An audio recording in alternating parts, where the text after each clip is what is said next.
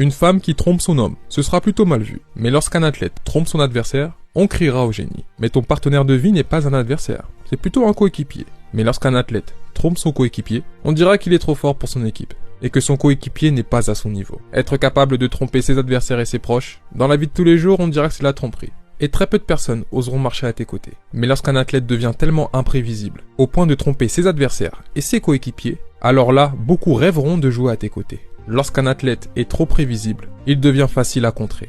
Et lorsqu'un athlète est facile à contrer, il ne peut pas exprimer ses capacités. Et un athlète inhibé de ses capacités est un athlète qui est éclaté.